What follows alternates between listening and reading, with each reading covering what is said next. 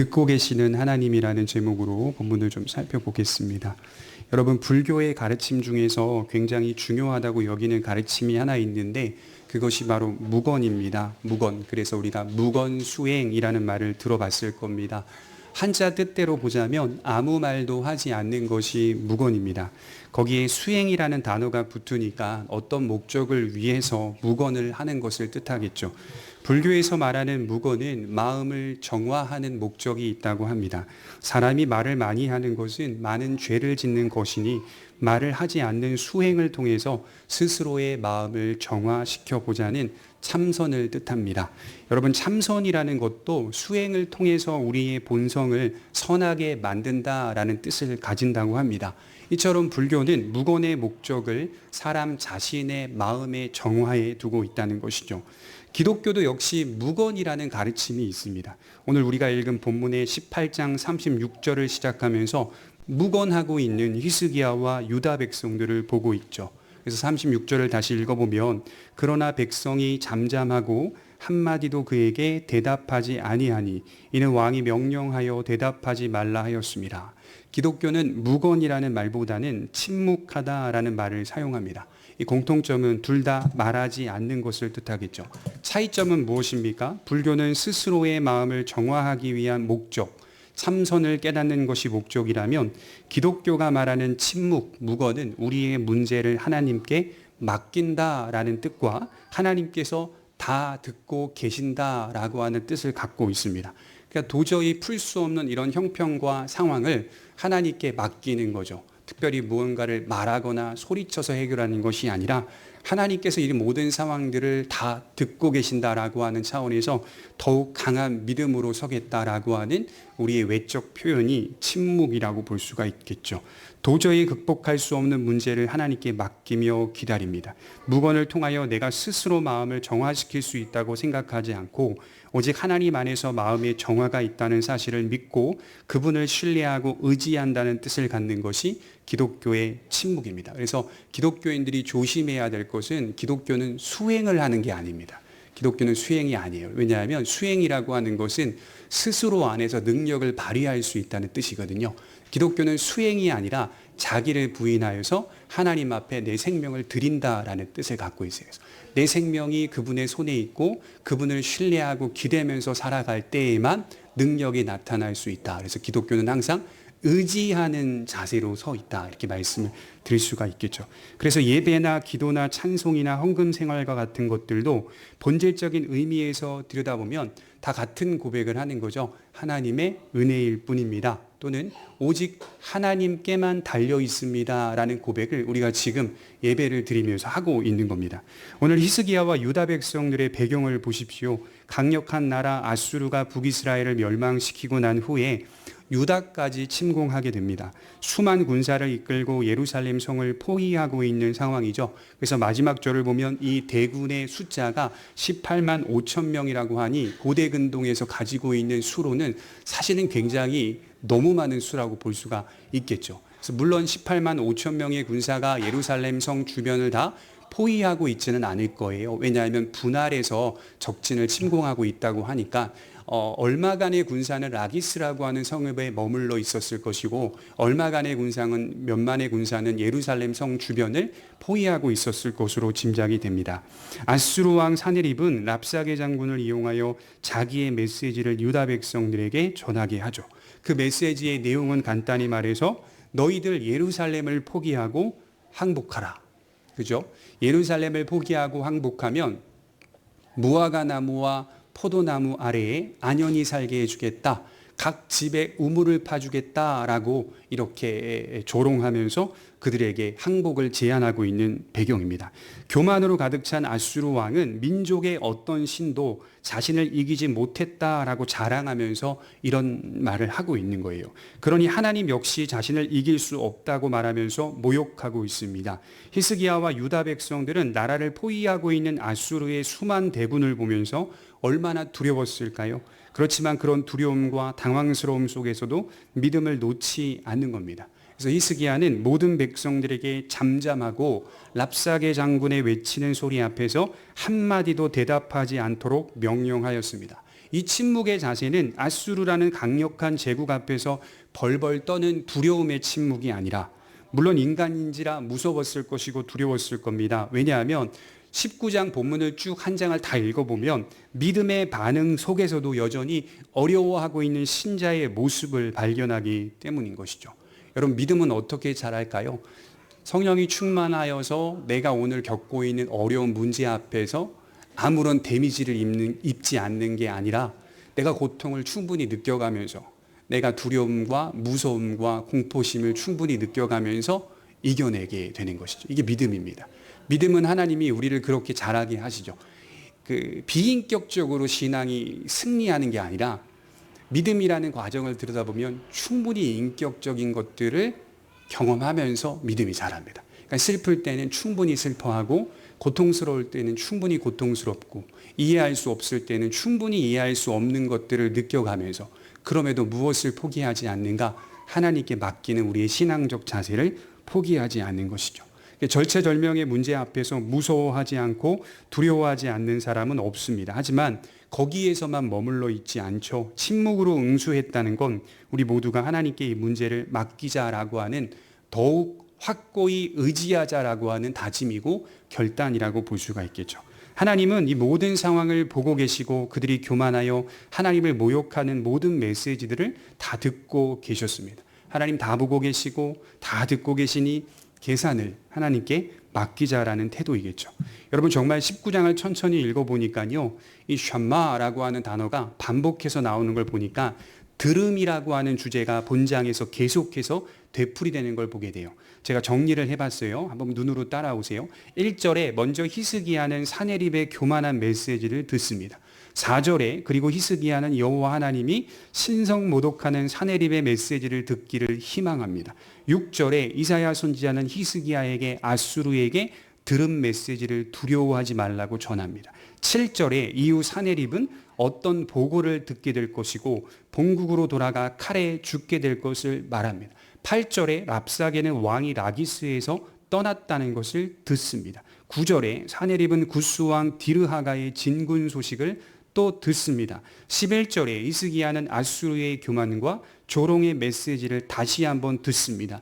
20절에 이사야 선지자는 히스기야에게 하나님께서 히스기야의 기도를 들으셨다라고 말씀을 하고 있어요. 그래서 듣다라고 하는 것이 주제인 것 같아요. 제가 자세히 보니까. 19장 전체 내용은 이 듣다라는 주제로 하나님께서 연출해 가시고 있는 이야기이구나라는 것을 깨닫게 되는 것이죠. 이처럼 상황이 전개되는 과정 가운데 들음이라고 하는 주제가 계속해서 되풀이 되는데요. 이 들음은 하나님의 주권적인 섭리 가운데 일을 이루어가는 방향을 나타내 주고 있습니다. 하나님께서 교만과 분노로 가득 찬 아수르 왕의 메시지를 다 들으시고 그를 심판하시기 위해 모든 상황들을 연출해 가고 계시죠. 움직이십니다. 아주 자연스러운 방식으로 인도하시되 결과는 하나님의 손에 의한 심판임을 마지막에 드러내고 계시죠. 절체절명의 순간에 나라의 존망 앞에서, 나라가 지금 존속할지 멸망할지에 대한 문제 앞에서 히스기야는 잠잠히 침묵하면서 하나님의 들으심에 소망을 두고 있었다는 것이죠. 여러분, 이런 모습이 우리의 신앙의 모습에도 있기를 바랍니다. 그래서 때로는 침묵하시는 거예요. 근데 이 침묵 그냥 조용히 하겠다, 또 두렵다, 무섭다라고 하는 침묵이 아니라 하나님 앞에 그 계산을 맡기자. 지금 내 억울한 형편과 내 힘든 상황들과 내 위험한 이 위기의 상황들을 하나님 앞에 맡기자라고 말하면서 침묵하는 그러한 자세가 있어야 합니다. 이제 히스기야가 침묵을 통과하면서 하나님 앞에서 어떻게 믿음으로 섰는지를 좀 살펴보려고 해요. 첫째로는 히스기야는 먼저 여호와의 성전을 향하고 있었다, 이렇게 표현을 하고 있어요. 1절에 보시면 19장 1절입니다. 히스기야 왕이 듣고 그 옷을 찢고 굵은 배를 두르고 여호와의 전에 들어가서 왕궁의 책임자인 엘리야김과 서기관 셈나와 제사장 중 장로들에게 굵은 배를 둘려서 아모스의 아들 선지자 이사야에게로 보내매. 또 14절에 보면 또 히스기야가 다시 한번 조롱하는 메시지 앞에서 먼저 여호와의 성전을 찾는 장면이 또다시 기록되어 있죠. 이스라엘의 전통적 신앙은 절박한 상황 속에서 삼배 옷을 입거나 옷을 찢는 전통적인 모습을 보입니다. 이것은 회개하는 것과 또 내 안에 양심이 가책을 느끼고 있다라고 하는 것을 표현하는 것과 지금 나는 절망의 상황입니다 라고 하는 것을 나타낼 때 사용하는 표현이라고 볼 수가 있습니다. 그리고 히스기야는 하나님을 찾죠. 히스기야는 신하들을 만나기 전에 이 문제를 먼저 하나님께 올려드립니다. 그래서 여러분 이렇게 생각하시면 돼요. 국사를 먼저 논해야 되는데 위기의 순간 아닙니까? 위기의 상황 아닙니까? 대신들을 불러서 국사를 먼저 논하기 전에 히스기야는 여호와의 성전을 찾아와 하나님 앞에 이러한 상황들을 구하고 있어요. 도와달라고 간구하고 있어요. 그러니까 그리스도인들이 가져야 할 아주 중요한 대원칙이 하나 있죠. 그건 하나님 제일주의입니다. 제1원리는 언제나 하나님을 찾는다는 겁니다. 그래서 어떤 책에 보니까 이렇게 써놓은 곳을 제가 인상 깊게 봤는데, 하나님은 그리스도인들에게 차선이 될 수 없다. 하나님은 늘 최선이 되어야 한다. 하나님은 우리의 신앙의 최선이 되어야 돼요. 차선은 없습니다. 근데 우리가 차선으로 둘 때가 많죠. 저도 물론 그럴 때가 있고, 연약할 때 주로 우리는 하나님을 선택의 상황으로 이해하죠. 그래서 구약 성경을 읽어보면 구약 성경의 기록들 중에 다른 여타 많은 신들 가운데 하나님은 다르다는 것을 기록하고 있단 말이죠. 그래서 우리의 잘못된 신앙이 마치 이렇게 비교급으로 선택할 수 있는 문제로서 신앙을 생각할 때가 많이 있는데, 사실은 우리의 믿음이 나중에 우리가 숨을 거둘 때 하나님이 우리를 지금까지 지키셨다는 것을 고백할 때 보면 최선입니다. 하나님이 최선이셨구나 라고 하는 것을 이제 철이 들 때, 그때 이제 더욱더 깨닫게 되는 것이죠. 하나님은 최선입니다. 큰 문제든 작은 문제든 하나님은 최선입니다. 여러분, 우리가 밥을 먹을 때도 간단히 기도를 하잖아요. 밥을 먹는 것이 지극히 자연스러운 문제인데도 우리는 조용히 기도를 잠시 드립니다. 그것은 감사의 기도이고 동시에 하나님을 의지하는 기도가 됩니다. 그래서 제가 식당에서 이렇게, 저도 뭐 눈치를 보는 사람이니까 이렇게 밥을 먹기 전에 잠시 이렇게 기도하고 밥을 먹을 때 아주 가끔 종종 식당의 주인이 예수 믿는 분들을 만날 때가 있어요. 모르는 식당에. 그러면 국이라도 더 갖다 주시더라고요. 그러니까 그 모습을 보시고 밥이란, 물론 그걸 원하고 기도한 건 아니지만 이제 그렇게 하시면서 위로를 받으셨나 봐요. 그래서 저도 어느 교회에 다니는 집사입니다, 권사입니다. 그러면 같은 한 형제로서 같은 교회를 다니고 있지는 않지만 그것이 그렇게 위로가 되고 기쁨이 되는 거 아니겠어요? 음식이 우리 안에 들어와 영양분이 잘 공급되는 것은 어떻게 보면 지극히 자연스럽고 평범하다고 느낄 수 있겠지만, 사실은 이 또한 하나님의 은혜가 아니고서는 이루어질 수 없는 일입니다. 그래서 우리는 작은 문제에서부터 큰 문제까지도 모두 하나님의 전에 가지고 와서 은혜를 구하게 되는 것이 맞는 신앙의 모습입니다. 반대로 세상의 사람들은 인간 중심적이기 때문에 문제 앞에서 사람을 찾습니다. 사람들과 논의하는 데 모든 시간을 다 할애합니다. 그래서 고대 근동의 영화 같은 데 보면 그 왕 주변에 누가 많죠? 모사들이 많잖아요. 점술가나 또는 어떤 박사들이나 또는 국사를 논할 수 있는 지혜자들로 평가할 수 있는, 대표할 수 있는 사람들이 상당히 많이 왕의 주변에 이렇게 진을 치고 있는 걸 보게 되죠. 문제를 만나면 왕은 항상 그들과 함께 논의를 했어요. 특별히 옛날 같은 경우에는 이 점성술사라고 하는 자들에게 늘 언제나 이 예언을 구하게 되죠. 지금 이 상황들은 앞으로 어떻게 이해하고 해석해야 되는가? 꿈을 꾸면 그 꿈의 내용을 가지고 또 물어보기도 하고, 이렇게 모든 정치적 문제들에게 지혜자들을 두어서 그들과 논의하기 바쁩니다. 문제 앞에서 사람을 만나고 논의하는 것이 결코 나쁜 건 아닙니다. 다만 사람을 찾는 것으로만 끝이 납니다. 그리스도인들 역시 그런 모습으로 끝나고 있다면, 또는 우리의 신앙이 그렇게 머물고 있다면 환난 앞에서 우리의 신앙은 어느 자리도 찾지 못하게 되는 것이죠. 그러니까 고난 속에서도 늘 언제나 그 문제를 해결하기 위해 사람 만나기 바쁘고, 또 그 문제를 해결하기 위해 이렇게 어떤 그 상황들을 풀어가기 바쁜 사람들, 가만히 한번 생각해 보십시오. 물론 그 일들은 해야 할 일이지만 우리가 기독교인이라면 무언가 세상과 다른 차이점이 있어야 한다는 거 아니겠어요? 거기에 어떤 자리가 있어야 되냐면 하나님을 만나는 자리가 항상 있어야 되죠. 그러니까 절체절명의 순간에 우리가 하나님을 찾고 있는가를 한번 우리 자신에게 물어볼 필요가 있죠. 그중에 어떤 분들은 자신이 믿기 원하는 방식대로 신앙생활 하다 보면 하나님이 알아서 개입하셔서 돕기도 하시고 또 인도하시기도 하시며 징계하시기도 하시겠지라고 말하는 분들을 보았어요. 그러나 성경 어디에도 하나님이 믿음의 사람들을 알아서 인도한다는 가르침이 없습니다. 믿는 자는 믿음으로 하나님을 찾아 나서는 과정이 반드시 있어야 합니다. 그 이성과 의지를 사용하여 하나님을 찾고 구하는 과정이 있습니다. 다소 부족할 수는 있으나 그 과정 속에 하나님을 만나게 되고 그분의 인도를 받게 되는 것이죠. 중요한 건 우리 모두가 문제 앞에서 먼저 하나님을 찾는 모습이 있는가, 바로 이 질문을 해야 되는 거죠. 히스기야는 하나님께 처한 상황을 소상히 있는 그대로 올려드립니다. 그리고 나서 해야 할 일을 하고 있어요. 대신들을 부릅니다. 2절에 보면 너희는 나와 같이 입고 아모스의 아들 선지자 이사야에게로 가라. 해야 할 일을 하는 거죠. 여기서 이사야는 중보자의 위치로 나오는 거예요. 남아있는 자들을 위하여 기도해 주옵소서, 그렇게 부탁을 합니다. 어떤 일들을 진행하는 원리가 보여야 돼요. 국난을 타개하기 위한 두 번째 단계, 하나님께 문제를 고하고 그 문제 해결을 위하여 찾아 나선 것이 신앙의 수순이라는 거죠. 그래서 그 다음에 대신들을 불러서 국사를 논하는 것이겠죠. 본질적으로 모든 문제는 다 하나님의 손에 있다는 사실을 인정하고 우리는 그분께 매사 의지하며 서 있어야 한다는 것입니다. 물론 하나님께서 우리의 간구대로 응답하지 않으실 수도 있어요. 그럼에도 불구하고 하나님의 뜻이 선하기 때문에, 실패하지 않으시기 때문에 철저히 합력하여 선을 이루시는 그분의 주권적 섭리와 뜻 앞에 은혜를 구해야 하는 것입니다.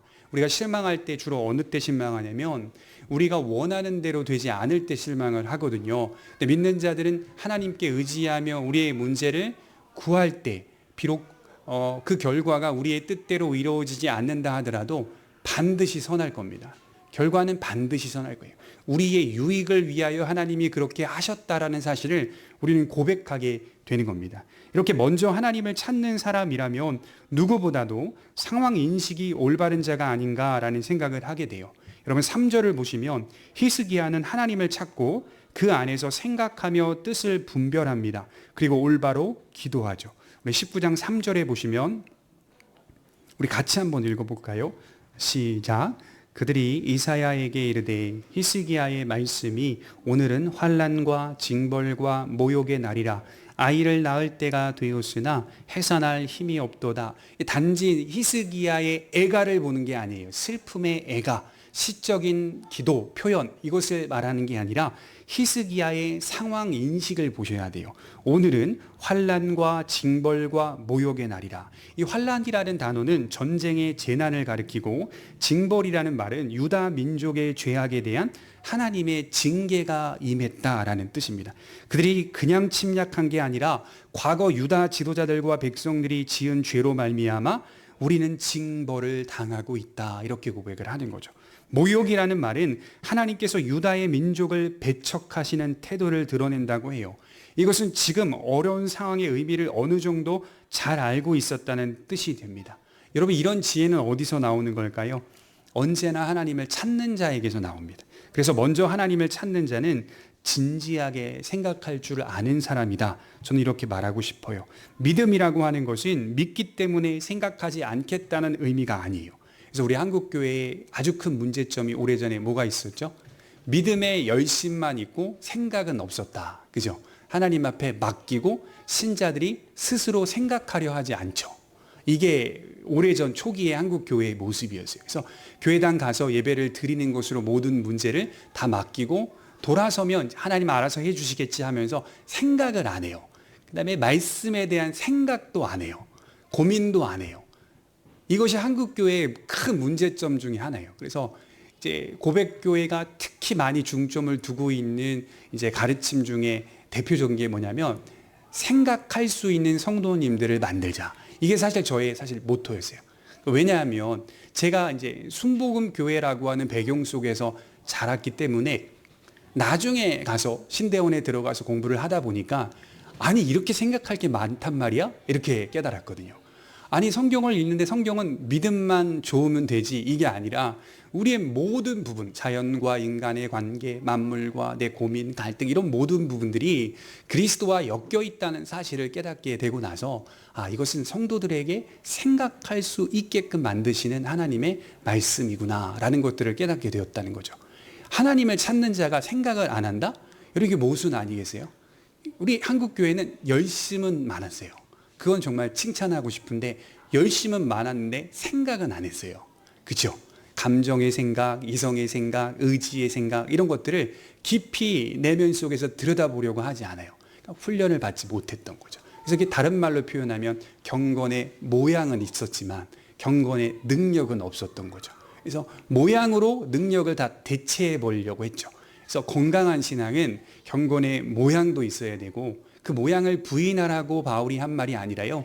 모양과 능력이 균형을 갖추고 있어야 한다. 이 말씀을 드리고 싶은 겁니다. 히스기야는 진지하게 생각했어요. 과거와 현재와 미래, 만물과 하나님의 관계, 나와 만물의 관계, 모든 것들을 생각하고 이해하면서 나라를 통치했을 것입니다. 하나님을 경외하는 자의 대표적인 특징은 더욱 생각할 줄 안다는 겁니다. 하나님의 뜻을 그래서 잘 분별할 수 있다는 거예요. 여러분, 우리 신앙생활을 점검해 봅시다. 표면적인 열심은 있지만 생각할 줄 모르는 성도들로 세워지고 있다면 문제가 있는 거예요. 형식은 정말 중요하지만 그 형식은 본질과 일치된 신앙이 되어야 합니다. 그래서 믿음은 내가 그런 사람이 되는 거예요. 여러분, 신앙생활 하면서 내가 이렇게 믿는 게 맞는 걸까? 이런 고민들을 한 번쯤 해보셨을 거예요. 그러면 고치라는 하나님의 음성인 거예요. 내가 이렇게 하나님을 믿어도 되는 걸까? 이것이 바람직한 신앙생활일까? 근데 이런 고민을 하나도 하지 않는다면 생각을 할 줄 모르고 있는 거죠. 생각을 하는 거예요. 말씀을 들으면서 나의 부족한 모습들이나 하나님이 나를 사랑하시는 모습들을 생각하고 이해하면서 그리고 그것을 붙잡고 무엇을 해야겠습니까? 기도해야죠. 그죠?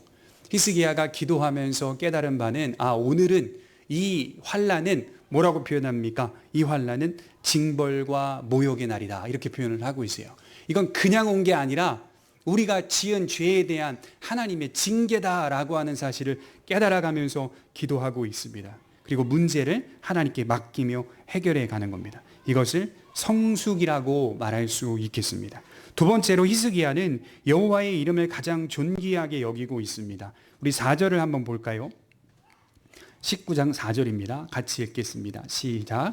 랍사게가 그의 주 아수르 왕의 보냄을 받고 와서 살아계신 하나님을 비방하였으니 당신의 하나님 여호와께서 혹시 그의 말을 들으셨을지라. 당신의 하나님 여호와께서 그 들으신 말 때문에 꾸짖으실 듯하니 당신은 이 남아있는 자들을 위하여 기도하소서 하더이다 하니라. 히스기야의 심정입니다. 그가 겉옷을 찢고 삼배옷을 입었던 궁극적인 이유는 유다의 존망, 이제 유다는 존재할 수 있을까? 또 유다는 멸망하는 거 아닐까라고 하는 슬픔이 아니라, 물론 그것도 중요한 문제겠죠. 그러나 그를 가장 아프게 했던 것은 하나님의 이름이 비방을 받고 있었기 때문입니다. 그러니까 하나님의 이름이 모욕을 당하고 있었기 때문에 히스기야는 옷을 찢은 겁니다. 하나님을 조롱하고 모욕하는 아수르의 메시지가 가장 큰 고통이었다는 말이에요. 그래서 14절에서 또다시 하나님을 조롱하자 히스기야는 아수르의 편지를 성전에 가지고 들어가 그것을 펴놓고 하나님께 간구하기 시작하죠. 히스기야가 사자의 손에서 편지를 받아보고 여호와의 성전에 올라가서 히스기야가 그 편지를 여호와 앞에 펴놓고 그 앞에서 히스기야가 기도하여 이르되 그룹들 위에 계신 이스라엘의 하나님 여호와여, 주는 천하만국의 홀로 하나님이시라. 주께서 천지를 만드셨나이다. 여호와여, 귀를 기울여 들으소서. 여호와여, 눈을 떠서 보시옵소서. 사내립이 살아계신 하나님을 비방하러 보낸 말을 들으시옵소서. 하나님, 귀를 기울이소서. 눈을 떠서 보세요. 사내립이 다른 게 아니라 하나님 당신님을 비방하고 있지 않습니까? 이것이 그에게 가장 큰 어려움이었다는 거예요. 그러면서 그는 아수르는 지금 하나님을 조롱하고 비방하지만 나는 하나님을 찬양합니다 라는 고백을 같이 올려드리고 있습니다. 그래서 15절 보면 주는 천하만국의 홀로 하나님이시라. 주께서 천지를 만드셨나이다. 이렇게 찬송하고 있어요. 한번 생각해 볼까요? 여러분, 히스기야는 지금 모든 산당을 제거했어요. 그리고 주변의 여러 제단들도 다 부숴버리고 제거했어요. 예배는 오직 어디에서만 드려야 되죠? 예루살렘 성전에서만 드려야 한다라고 나라에 공포했어요. 지금 간구하는 이 내용의 장소도 어디입니까? 예루살렘 성전이었어요. 하지만 히스기야가 생각하는 하나님은 어떤 분이십니까? 예루살렘 성전에 갇힌 분이 아니라는 거죠. 주는 천하만국의 홀로 하나님이시고 천지를 창조하신 분입니다 라고 고백을 하고 있다는 거죠. 그러니까 모든 제사는 오직 예루살렘 성전 안에서만 드려져야 한다고 명령을 내렸지만 우리가 믿는 그 하나님은 예루살렘 성전 안에 갇혀 있는 분이 아니라 오직 참되시고 유일하신 홀로 계신 천지를 창조하신 천하만국의 하나님이십니다라고 고백을 하고 있다는 말이죠. 여러분, 우리들이 가장 슬퍼해야 하는 것이 무엇입니까? 또 우리들이 가장 큰 기쁨을 느껴야 하는 것이 무엇입니까? 이 두 질문을 던져보면 우리의 믿음을 점검하는 데 꽤 유익이 있습니다. 하나님의 영광을 가리는 일 앞에서 아파할 줄 아는 그리스도인들이 되셔야 돼요. 또한 하나님의 영광이 드러나는 일 앞에서 누구보다도 기뻐할 수 있는 그리스도인들이 되셔야 돼요. 어떻게 표현을 해보자면, 내가 아니더라도 다른 사람이 하나님의 영광을 드러내고 있다면 많은 성도들이 시기하는 걸 제가 봤어요. 그래서는 안 돼요. 꼭 나로 말미암아 하나님의 영광이 드러나야 한다라는 원칙은 없어요. 다른 이라도 하나님의 영광을 드러내고 있다면 그것을 내가 가장 크게 기쁨으로 여길 수 있는 성도. 그래서 정말 우리 성도님들이 가장 큰 보람을 느낄 때가 어느 때야 되냐면, 다른 성도의 신앙이 자라는 걸 보면서 보람을 느끼시기 바랍니다. 기뻐하셔야 돼요. 근데 시기를 느끼면 안 돼요. 저 사람은 저렇게 하네? 시기 느끼고 미움을 느끼는 것이 아니라, 질투심이 있는 게 아니라, 그걸 가장 큰 기쁨으로 여길 때에 건강한 교회가 될 수가 있습니다. 비록 세상은 하나님이 없다고 말하지만, 하나님을 비방하고 조롱하지만 우리는 언제나 하나님을 찬송해야 합니다. 어디서든 하나님을 찬송해야 합니다. 그래서 주일에 드리는 이 예배는 일주일 동안 어디서든 하나님을 인정하겠다는 다짐인 거예요. 그리고 약속하고 돌아가는 거예요. 나를 통해 하나님의 이름이 존귀하게 나타나기를 사모하고 기대합니다라는 결단입니다. 그래서 여러분, 기도할 때 하나님 저를 사용하여 주옵소서, 하나님 내 사업장을 사용하여 주옵소서, 하나님 저로 말미암아 내 직장을 사용하여 주옵소서, 하나님 이 정말 완악하고 완고한 시대 속에 우리의 가정을 사용하여 주옵소서. 여러분, 이런 기도를 드리셨으면 좋겠어요. 공동체로 모여 예수님의 몸이 되고 일상으로 흩어져 하나님의 나라가 된다. 우리 처음에 고백교회 지하에 있을 때 제가 그 슬로건을 걸어놨죠. 공동체로 모여 예수님의 몸이 되고 일상으로 흩어져서 하나님의 나라가 된다. 모이는 예배와 일상의 예배가 이어지는 겁니다. 예수님은 아주 명확하게 말씀하셨어요. 마태복음 10장 32절을 한번 찾아보겠습니다. 마태복음 10장 32절입니다. 마태복음 10장 32절입니다.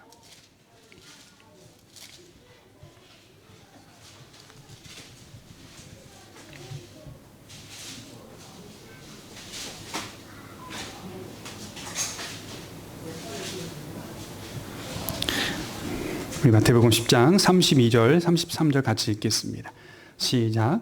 누구든지 사람 앞에서 나를 시인하면 나도 하늘에 계신 내 아버지 앞에서 그를 시인할 것이요, 누구든지 사람 앞에서 나를 부인하면 나도 하늘에 계신 내 아버지 앞에서 그를 부인하리라.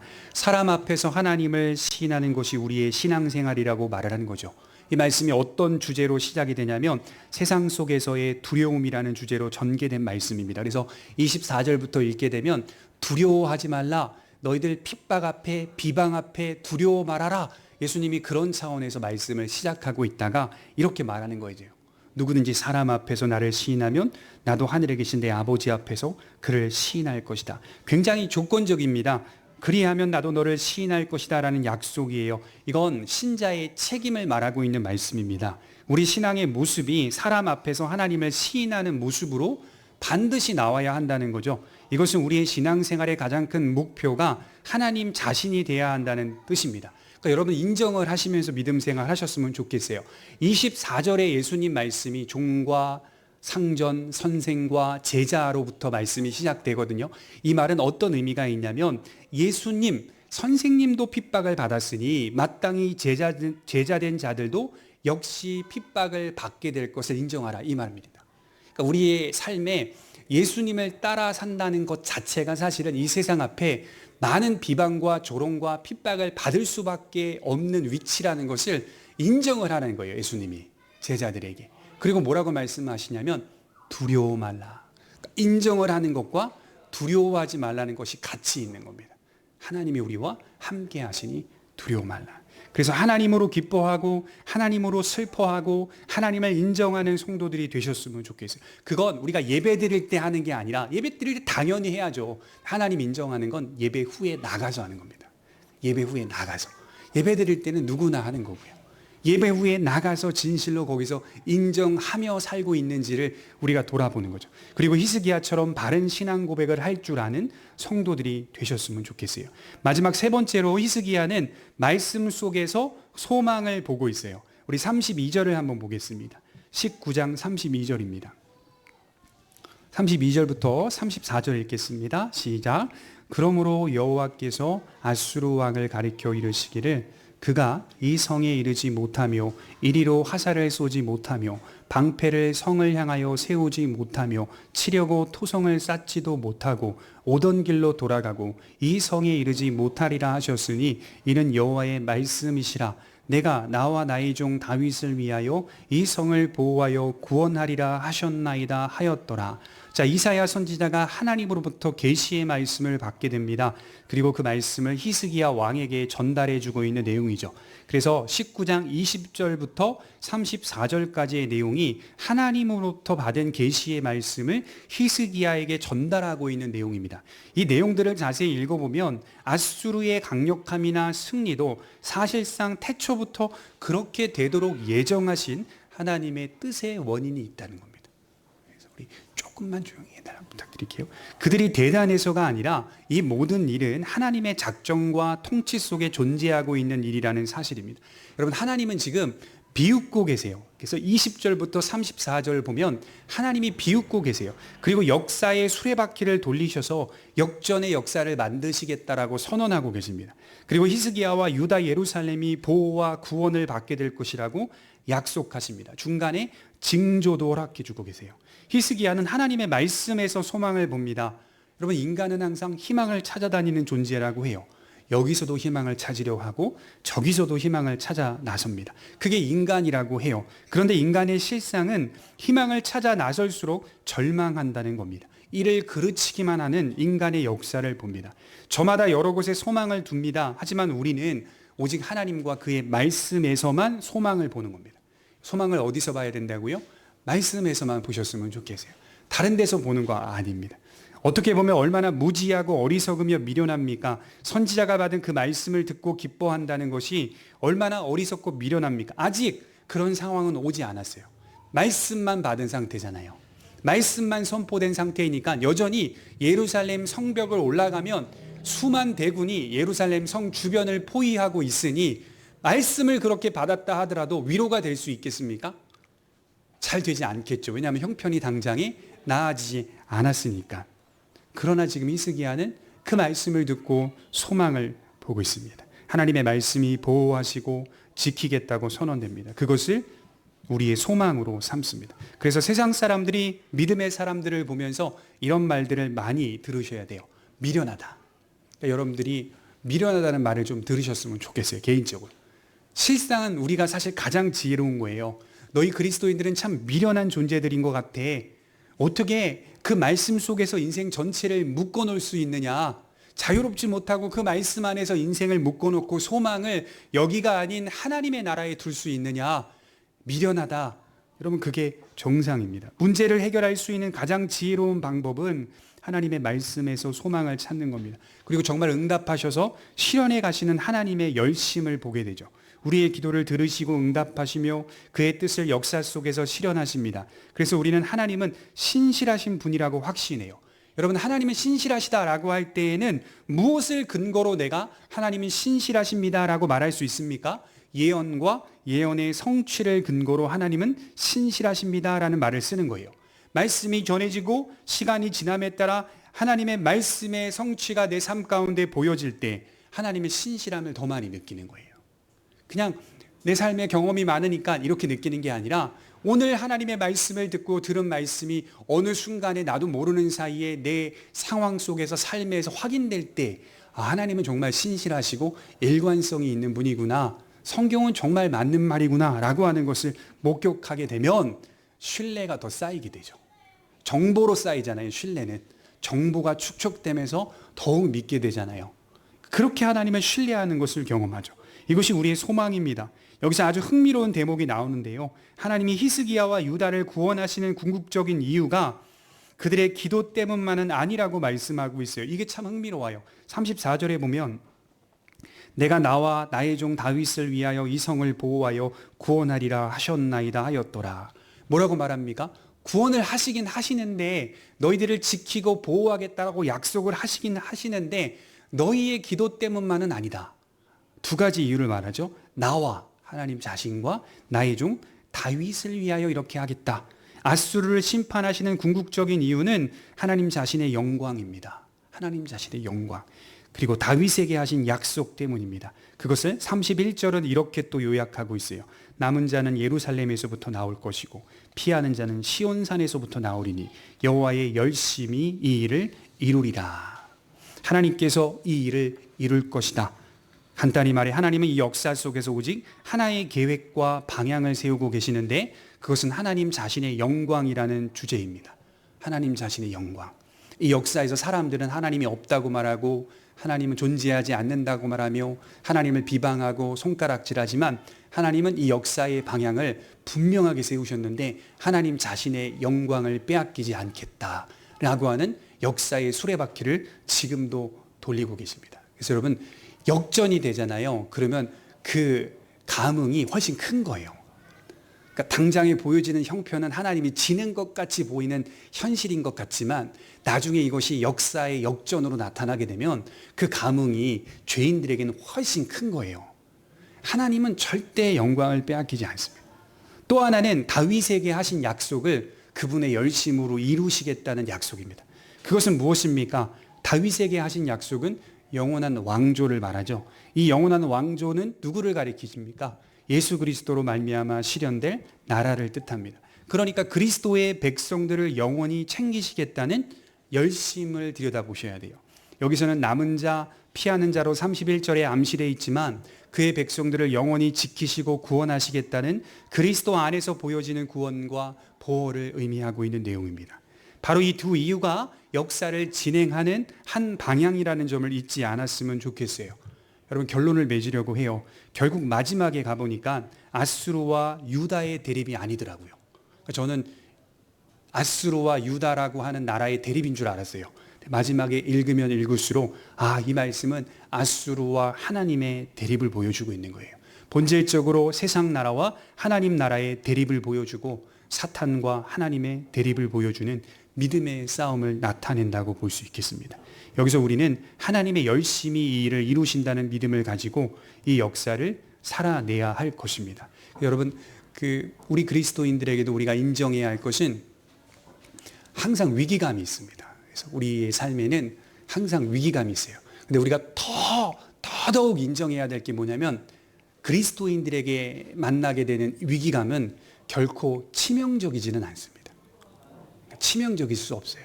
그래서 몸과 영혼을 보호받고 있는 우리 그리스도인들의 믿음은 치명적인 위기가 될 수가 없어요. 근데 위기감은 항상 있어요. 그래서 환난이 우리 인생 앞에서 피해갈 수 있다라고 하는 약속은 성경 어디에도 없더라고요. 그러니까 고난이라고 하는 것을 피할 수 있는 어떤 기술을 줄게, 능력을 줄게 라고 하는 것은 성경 어디에도 없어요. 예외 없이 그리스도인들이나 비그리스도인들 모두 고난이라고 하는 구덩이에 빠질 때가 종종 있습니다. 그러나 비그리스도인들은 치명적입니다. 고난을 만나게 되면. 그리스도인들은 치명적이지는 않습니다. 왜냐하면 우리가 치명적이려면 우리의 영혼을 해야 하기 때문이에요. 우리의 영혼이 사라져야 하기 때문이에요. 그러나 우리의 영혼은 장차 우리가 누릴 영원한 생명은 여전히 하나님의 손에서 보호를 받고 있기 때문에 치명적이지 않습니다. 여러분 바울이 마지막 순교할 때 장면을 보십시오. 베드로가 십자가에 거꾸로 달려 죽었다고 하는데 세상 사람들이 볼 때에는 치명적이잖아요. 베드로의 죽음이. 베드로 자신은 치명적이라고 말한 적이 없어요. 그렇잖아요. 항상 하나님이 나를 지키시고 보호하셨다라는 말을 항상 합니다. 바울도 역시 고난을 수십 번 만났는데 수십 번 만나는 고난 속에서 한편에서는 아팠다라고 말을 해요. 힘들었다. 수도 없이 많이 맞았고 수도 없이 죽을 뻔했다라고 말하면서 한편에서는 하나님이 나를 보호하셨다 또 이렇게 말을 해요. 고난을 만났는데 보호했다니 이게 모순되죠 말이. 그런데 신자 안에 있는 믿음을 들여다보면 치명적이지 않다는 걸 깨닫는 거예요. 아, 이런 고통과 아픔 앞에서 결코 나는 치명적인 고난을 겪는 게 아니라 고난을 겪는 거예요. 그 고난 속에서 하나님이 우리에게 어떤 유익을 주고 있는지를 우리가 날마다 시간 속에서 깨닫게 되는 것이죠. 여러분, 히스기야는 이제 마지막 장면을 보면 18만 5천 명이 순식간에 다 송장이 돼버려요. 그래서 마지막 구절을 읽어보면 19장 마지막에 가보면 그 세네 구절만 딱 적혀 있어요. 그러니까 어떻게 보면 19장의 내용이 하나님께서 이스라엘의 편에 서서 아수르를 이겼다라고 하는 장면을 많이 기록해 놓으면 참 좋겠는데, 그 장면은 그냥 스쳐 지나가듯이 한 영이 나와서 아수르의 진영을 미혹하니 그들이 다 송장이 되었더라, 이렇게 하고 끝나요, 다 내용이. 그리고 나머지 전체의 내용이 다 뭐냐면 환난을 겪고 있는 히스기야를 보여주고 있는 내용이죠. 그러니까 하나님 편에서는 18만 5천 명을 다 송장으로 만드는 건 사실 큰 일이 아니라는 걸 말하는 거예요. 그 다 죽여버리고 적들을 다 패하게 하고 적들을 다 물리치는 거는, 이건 하나님에겐 기적이 아닌 거예요. 왜냐하면 하나님의 능력은 모든 것을 하실 수 있으니까. 그러니까 하나님 편에서는 이것을 많이 기록해 놓을 필요가 없는 거예요. 하나님 뭘 기록해 놓은 것이냐면 신자가 겪는 환난을 기록해 놓은 거예요. 그런 위기감을 기록해 놓아서 그 위기감 속에서 우리는 과연 어떤 유익을 겪으면서 인생 앞에서 하나님을 신뢰할 수 있는가라고 하는 것들을 우리에게 보여주고 있다는 것이죠. 바라기는 우리 모든 성도님들이 이런 하나님의 열심, 내 열심보다 하나님의 열심이 훨씬 크다는 사실을 삶에서 발견하면서 우리가 서야 할 것은 하나님 앞에 인생이라고 하는 계산을 맡기시는 그런 성숙한 성도들이 되시기를 바랍니다. 기도하겠습니다.